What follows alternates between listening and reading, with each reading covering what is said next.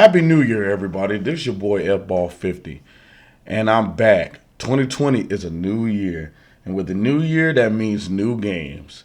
And new games mean no money. I mean, literally, there's a lot of games coming out. So this is my list for games of 2020 that I cannot wait to play. And some of these games on this list may not be your games, but this is my opinion. I hope you like some of them. And let's get this started.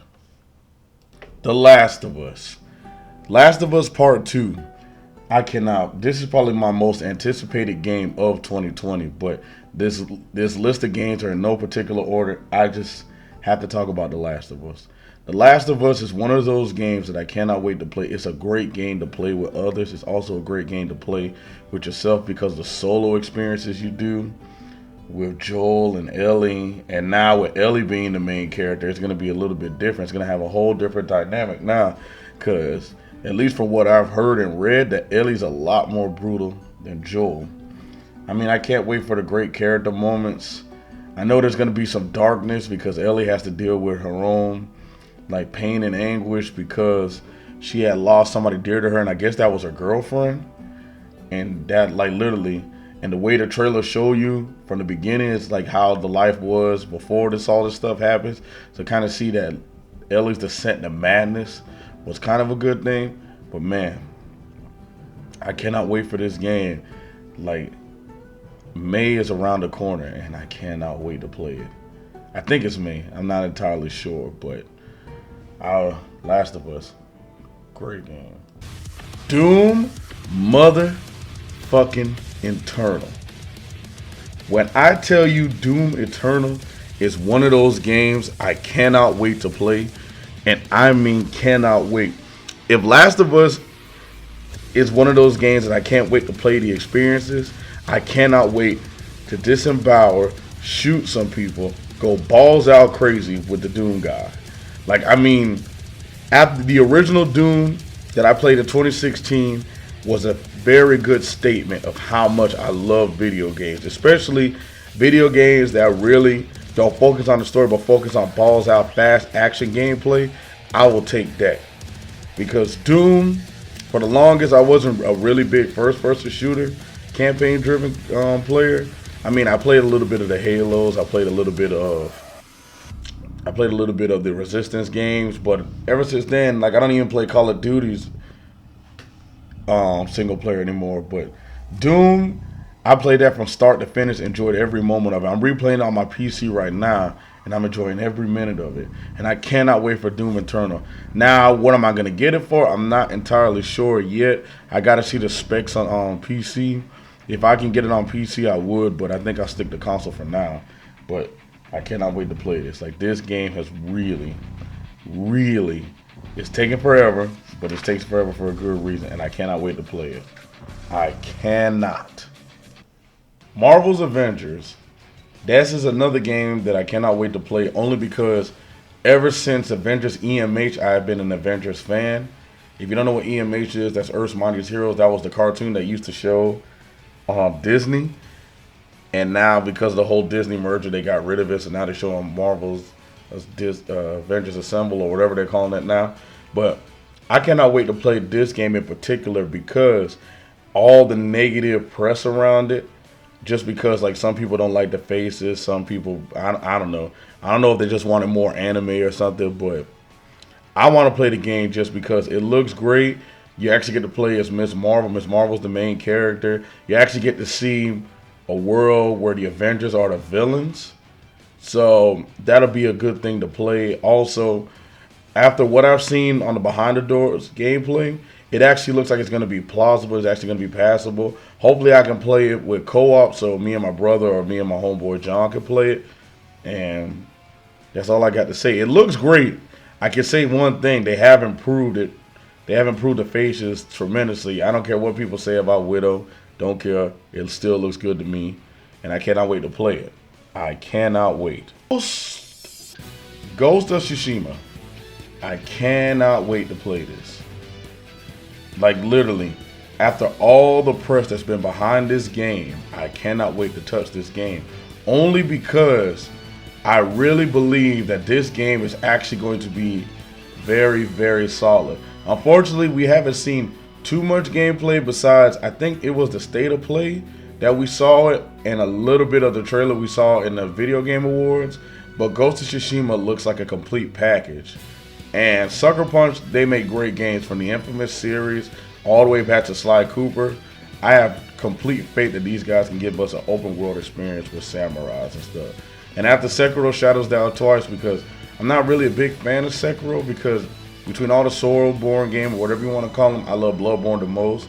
Sekiro, I just don't like the posture system. I don't. Hopefully Ghost of Tsushima finds a good balance. I hope it's not too easy, but I hope it's not like Sekiro where you got to worry about posture and stuff. Hope you can kind of do more things with weapons, kind of like climbing on buildings, stealth killing, all that stuff, like how Infamous used to do it. I expect this game to be like an Infamous game, but with samurais, and I can't wait for it. It's just, it needs a release date because literally I'm ready to play it. I am ready to play. Nothing has to be said about this game. Final Fantasy VII Remake is by far, next to Last of Us, one of my most anticipated games. Only because of the fact of the matter is, Final Fantasy, I've been a Final Fantasy fan since 10. I went back and played some of the old ones. 7, I almost got through at least the second or third part. But I'm a huge fan of Crisis Core, and this game looks like it's going to have some elements for Crisis Core. Not all elements. You put your pitchforks down. Not all elements, but it looks like it's going to actually take a lesson or two from Crisis Core, and also a lesson or two for Kingdom Hearts, where it's going to be action. You get action RPG with a little bit of kind of like the turn-based style, where you have to menu style, kind of like Kingdom Hearts, where you have to use like magic on the menu. But also, if that doesn't tickle your fancy, you can go back to the turn-based style, which is people are fans of the old games. Me, I don't care. I want something new. I'm one of those people that want new games. So this one I cannot wait for. I've already discussed my hype for it in another video, so this is probably like literally, I can't wait to play this one. Seriously. My thoughts for this game has already been conveyed in another video, but still, nonetheless, I cannot wait to play Resident Evil 3 Remake, because I actually really just want to play the game now at this point.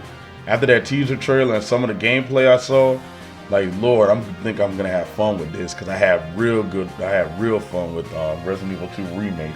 So RE3 Remake is always gonna be on the top of my board, because I love Resident Evil, and I love the fact that Capcom is back at CapGod status now with these games, and I cannot wait to run from Nemesis. I can't wait to shoot up more zombies. I mean, it's gonna be a game for the ages. I cannot wait.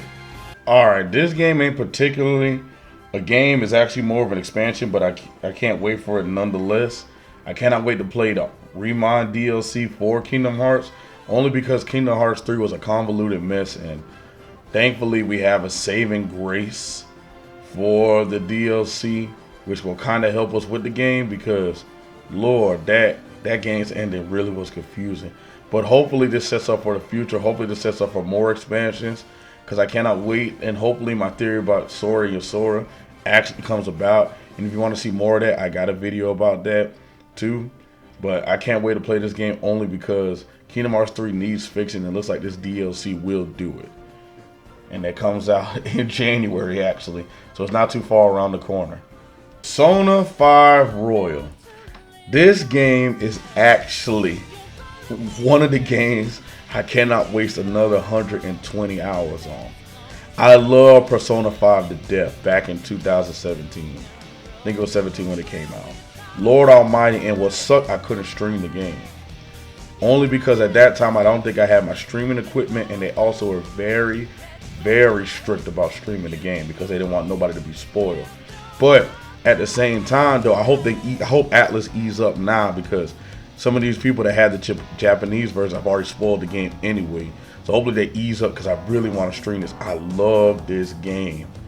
Like, literally, I've never had so much fun with a JRPG, with the character interactions, like the love, like you can actually date somebody, all that stuff. Best girl, Kawaki the teacher. Anybody, you can fight me on that. Then after that, Makoto. Sorry, you and Tamaki, she's just so basic. I love the teacher. That's my baby right there.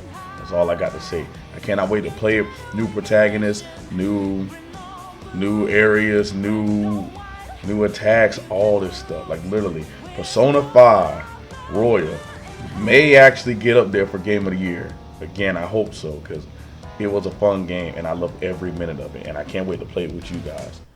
Chronicles. It's one of these games that I never played the original. I know some people say that they like the combat and the story better in this one. So I never played the original. I did play 2 and I enjoyed 2. I know Xenoblade actually has more of a concrete story, especially when it comes to the characters you fall in love with, or the character you fall in love with Shulk and Fiora. So some people love their relationship better than Rex and Pyra or Rex and Mythra. In all honesty, I like Rex with Mia better, because Mia actually told her how she felt. You don't really hear it from Mythra or Pyra, but I heard the combat is good. I know my homeboy Kyle told me that the combat can be kind of preachy, where you can hear a lot of them grunting and stuff, but I mean, it cannot be as bad as Xenoblade 2. So I can't wait to play this one. It looks like Nintendo guys. Nintendo or Monolith Studios seem like they're building it from the ground up using the Xenoblade 2 engine, which is good, because I mean the game doesn't really hold up well to today's standards, but I heard the combat, I heard the story is actually good, and I can't wait to play this. I really can. I can't wait to waste like 60 plus hours on this one too. I guess I'm gonna be playing a lot of RPGs this year. One of the most metal games out there. When I tell you it is one of the most metal games out there, literally, I enjoyed every minute of Revelator.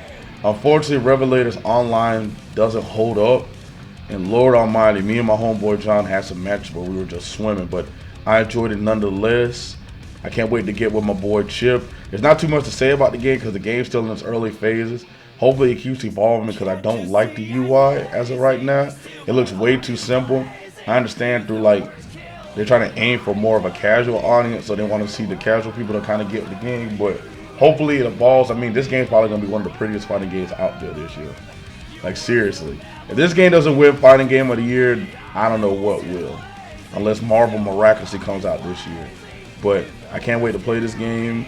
Literally, after Dragon Ball FighterZ, after Revelator, I have high hopes for this game. Hopefully, ArcSys can actually do a great job, because, boy, that game, y'all know what I'm talking about. That Kill la Kill game really did not do good for their reputation. Hopefully, this will kind of fix that. I love the King of Fighters series since King of Fighters 13. And what can I say about it? All I can say is that the game is super complicated, but it has this style of flair, which I love. And I love everything about the series. Literally. The only thing about 15, we haven't seen the gameplay, so I don't know the art style. If I have to take a wild guess, unless they're going to use a different thing, they're going to really base it off of Samurai Spirits. How the way it looks like Street Fighter 4. Because I kind of hope they kind of do a little bit better with the character designs, because 14 at launch did not look good. Thankfully, they kind of fixed it up, changed the lighting, changed the backgrounds, changed the textures. So hopefully 15 will start off with a better start. Hopefully it'll start off with better characters too, because I mean the characters weren't bad. It's just, I mean, DLC took them to bring back Yamazaki and Rock, so hopefully this time they won't be waiting on that. Hopefully they bring more legacy bosses back like Regal and stuff for DLC, and just put Rock and Yamazaki in the base roster. But I cannot wait to play this nonetheless. Like a Dragon. This game is going to be very different. It's already polarized a lot of the people who like the series. Me, myself included. I played all the Yakuza games from Kiwami all the way up to Yakuza 6. The only game I didn't play was Dead Souls. This game is going to be very different because it's turn-based. The series has always been kind of like an action RPG where you have RPG elements, but you can do combos and all this stuff. So it's going to be different now that Ichiban doesn't fight alone. He actually has to fight with comrades and stuff, and they gotta work together, chain attacks and all this stuff like a classic RPG. This game is going to be very, very different. Hopefully, the change will actually be good and actually help the series. But I have a strong feeling it's going to divide it, just like some of the Sonic games. And I don't think Sega or the Dragon Team need to take this risk right now, because when you polarize a fan base, it's going to affect your sales. And you may never recover from it. Hopefully, if they do polarize the fan base, hopefully we get another Judgment, because I did like the combat off of Judgment. To be honest with you, I thought Judgment and Fist of the North Star Lost Paradise would be the way the series was moving forward, but I guess turn-based is where it is, or maybe this will just be Ichiban, because in a way, it's kind of good they're doing it for Ichiban, because Ichiban is a whole new character, and Kiryu can take the combat with him with the 6 games he had. So, hopefully, but I can't wait to play it nonetheless, because I do want to continue the story, and this probably will tie in, because you see Kiryu, hopefully, Kiryu may just be a probably either an illusion or kind of like the Amon, like if you beat all the side quests and stuff, you get to fight Kiryu. So hopefully. These are my games of 2020. I can't wait to play. I'm going to be broke like no joke by the end of the year, which is very funny. And what makes matters worse is Next Gen is rumored to be launching at the tail end of 2020. Oh boy. I may have to take out a loan. A serious loan. I'm just playing with y'all. But I can't wait for these games, and what is great, I'll be able to play them with you guys on my Twitch channel. So guys, I hope you enjoyed 2020, and I hope you enjoy the games that we're going to get, because the games are plentiful and we win as gamers. Peace out guys. Airball 50 out.